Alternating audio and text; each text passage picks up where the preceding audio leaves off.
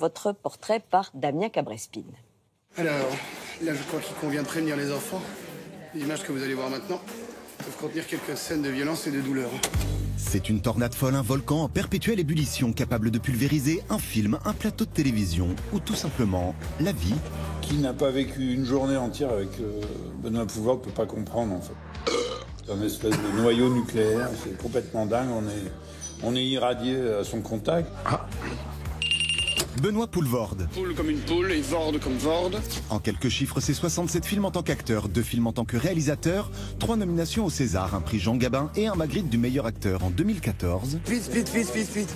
Mais c'est aussi et surtout un acteur protéiforme, un talent brut et multinuance, un tempérament explosif, à la fois désopilant, désarmant et touchant. Je suis là. J'arrive mes amis, j'arrive. Ça n'arrête pas, mais c'est kiffant. L'irrévérence, la démesure. Cette fragilité, cette humanité. C'est aussi un génie de la création, de l'improvisation, de la tournure de phrases. Des débuts en 1992 dans un film devenu culte. Le film s'appelle C'est arrivé près de chez vous. Après un passage par la télévision et le café-théâtre. Production qui coûte les yeux de la tête. Benoît Poelvoorde devient au début des années 2000 le roi du box-office, le meilleur atout des comédies populaires. Nous on nous donne un script, On regarde ce que ça peut valoir financièrement. Ensuite, on trouve les réalisateurs qui vont nous le faire et le producteur qui va le produire. Cycliste mal barré, douanier décalé ou quasi clo-clo enchanté. Tu as les mêmes yeux que moi. Benoît Poelvoorde a créé un nouveau style d'humour. Avec lui, la mélancolie devient joyeuse, la tendresse se révèle punk et rigolarde, et le star system n'est jamais pris au sérieux. Il est même plutôt tourné en dérision. le cinéma c'est mon travail, pas ma vie. Son sens inné de l'exagération et du burlesque font mouche. La communion et l'amour qu'il entretient avec le public lui offrent une place à part dans le cœur des cinéphiles. Vous voulez boire quelque chose? Champagne.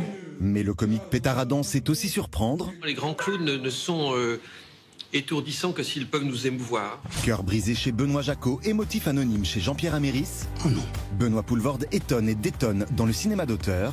Quand il tourne, il devient hyper vulnérable, hyper fragile, hyper sensible. Que de la merde dans la tête en fait. Fan de Bernard Blier et Louis de Funès, 2 comédiens qui débordent du cadre. Et ce que j'aime le plus chez De Funès, c'est sa rupture de jeu. Poelvoorde est un terrien, les 2 pieds bien ancrés qui refusent les conventions et le parisianisme. Ah mais c'est fondamental, sinon je deviendrai fou. Aujourd'hui, Benoît Poelvoorde s'offre une virée en Italie en compagnie de Valérie Bonneton. Bienvenue chez les dingues. Un voyage en caravane rocambolesque, un road movie fantasque et un nouveau rôle tendre et doudingue comme Benoît Poelvoorde. Ah merci, c'est très beau. Ah, c'est gentil. Tous vos portraits sont toujours très beaux. Après, on ne sait plus quoi dire. On dit, mon Dieu. Alors, on va revenir un peu au début. C'est une enfance qui est passée à Namur, dans un milieu assez modeste. Benoît Poelvoorde, il y a le pensionnat aussi. Est-ce que vous avez déjà su faire rire les autres? Ou en tout cas, est-ce que vous vous réfugiez dans le rire pour... Est-ce que j'avais... Oui. Je pense que ça a quand même été une arme... J'ai fait beaucoup de pensions, de colonies de vacances, où les gens, on n'avait pas le même âge. C'est quand même la loi de la jungle. Et donc tu dois un peu te défendre. Il y a des types beaucoup plus grands que toi. Et on peut se défendre par le rire. Et le rire, c'est quand même une arme absolue. Parce que tu te dis, si tu prends à la légère les choses, tu pourras te défendre plus facilement que si tu essayes de te battre, parce que j'étais pas très costaud. Et après, alors, vous allez prendre assez vite des cours de graphisme, ou en tout cas de dessin. J'ai dessiné, oui, assez tôt. D'ailleurs, vous allez parler du petit Nicolas. J'ai dessiné en décorant les dessins de Sampé. Mais alors, qu'est-ce qui vous amène à la comédie à partir de là? Ah, ma nature, hein. J'ai d'abord dessiné et j'ai fait des scénarios avec Rémi Belvaux qui a fait C'est arrivé avec moi. Et on écrivait des scénarios, puis lui est entré dans une école de cinéma, moi pas, j'ai continué dans le dessin. Et en fait, je n'avais pas de... Comment dirais-je? Il me manque un filtre. C'est ce que les gens disent maintenant, c'est une expression très en vogue, mais ça veut vraiment dire ça. C'est-à-dire que je n'ai pas peur de la caméra, j'ai pas peur de l'objet en tant que tel. Donc, au début, quand tu es plus jeune, c'est un peu compliqué. Mais moi, plus jeune, j'avais pas peur. Donc Rémi, qui était dans une école de cinéma, m'a dit, le plus naturellement du monde, tu veux pas le faire ça. Et ça donne, c'est arrivé près de chez vous, c'est un énorme succès. C'est à partir de là qu'au fond, vous dites, je ne vais plus quitter le cinéma. Comme Charleston, 92. J'ai vu que Charleston était né en 92 dans le cinéma, pareil. Et après, il y a Les Randonneurs en 97. Voilà, c'est comme ça que j'ai compris qu'on pouvait faire du cinéma, que ça allait pas me prendre beaucoup de... Si ça allait me prendre du temps, mais que ça allait pas me demander beaucoup d'efforts. Mais est-ce qu'à ce moment-là, le cinéma français vous adopte, ou est-ce que vous savez qu'il vous a adopté? Ah, c'est aux Randonneurs, oui. Oui, je pense, oui. Oui, ça, tout à fait, oui. Et surtout, un podium, je dirais. Oui. Un podium, j'ai senti que les gens avaient un rapport avec moi. Et puis j'ai fait des trucs à Canal et tout ça. Mais Canal, c'était très branché, donc c'est plus Podium qui m'a... Podium, où j'ai c'est le film senti de que les Yann gens Moix avaient un sur rapport Claude avec moi. François. Et le boulet, bien sûr. Et puis, il y a un autre registre aussi, le film dramatique. Anne, Anne Fontaine en parle. Ça, j'en ai fait. Car c'est elle aussi qui vient vous chercher pour ce registre-là, qui révèle votre fragilité, votre humanité. Mais ça, je ne la vois pas. Parce que ça, je suis très, très ému que Benoît Jacot... Mais c'est vrai, le spectateur le voit tout de suite, parce que ces Oui, mais films ça, nous bouleversent. alors ça, je suis... Autant je sais... je pense que j'ai une oreille... Enfin, je vais pas me vanter, mais j'ai une oreille pour le rythme. Donc je sais dire, par exemple, si vous faites une comédie, je pense vraiment avoir un truc... Parce de qu'une dire, comédie, c'est le rythme, j'entends oui. à la phrase si je joue pas bien ou... Voilà. Mais dans les films sérieux... Non, ça c'est une catastrophe. Quand j'ai commencé... Là, il faut ralentir, forcément. Ouais, murmurer déjà. Murmurer, c'est parce que là j'ai la voix pétée, mais murmurer pour moi ça a été... difficile. Et comme c'est terrible de devoir parler. J'ai dû apprendre à parler bas avec Anne Fontaine, c'est elle qui m'a dit, t'es pas obligé de... Donc, ça a été vraiment... Mais alors ça, il ne faut surtout pas...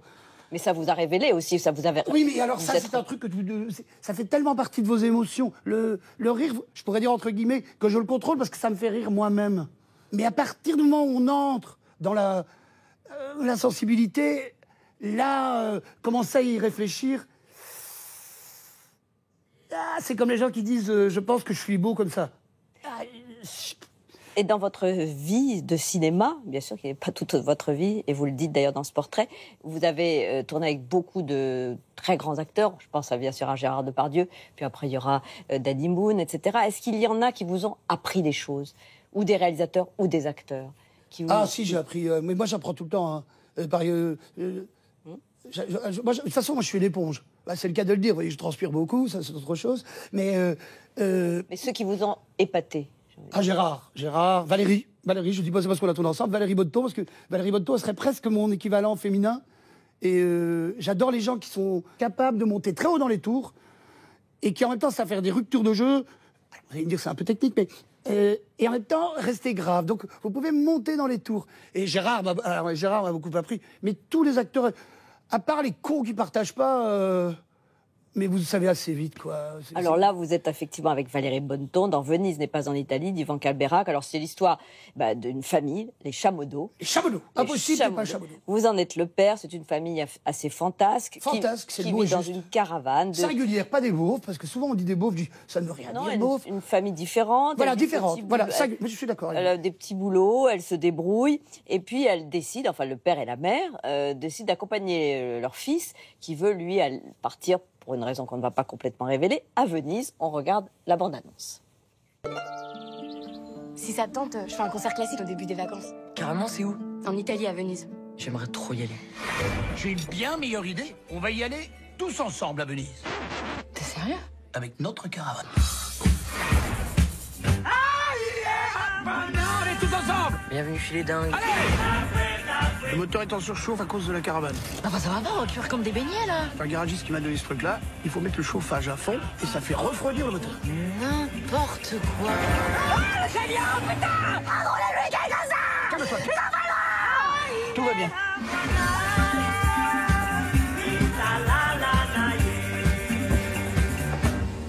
Bonjour, vous prenez chaque repas? Non. Non.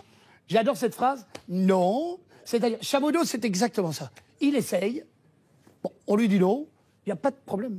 Il s'énerve pas. C'est un drôle de couple quand même que vous formez avec Valérie Bonneton, on le disait. Et évidemment, c'est ce qui fait qu'on s'attache à ces deux personnages. Alors, ce qui est assez touchant aussi dans ce film, c'est qu'il y a une histoire de choc social. C'est-à-dire qu'il y a deux... Ah, oui, elle joue de l'harpe. Oui. Voilà, il y a deux familles. Je dis toujours elle joue de l'harpe. Évidemment Tout est dit. très différentes, mais c'est aussi donc un film, à la fin en tout cas, sur la tolérance, sur l'histoire, sur l'idée qu'on peut regarder quelqu'un de différent, mais l'aimer aussi et l'accepter. Oui, et je veux surtout dire. qu'on peut se sentir un peu honteux de sa classe sociale. Comme que je dis, elle l'enfant- joue de la harpe, c'est une blague. Je dis, on joue pas de harpe dans une caravane, on est bien d'accord. Mais tu tombes amoureuse d'une fille qui, elle, ne regarde absolument pas la condition sociale.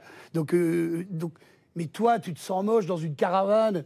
Et tu te dis, merde, est-ce que ça tu vous pas parle tomber à amoureux de quelqu'un qui joue au flipper? Non, tu tombes amoureux d'une jeune fille qui joue de l'harpe, qui, elle, a un palazzo à Venise, son père est chef d'orchestre.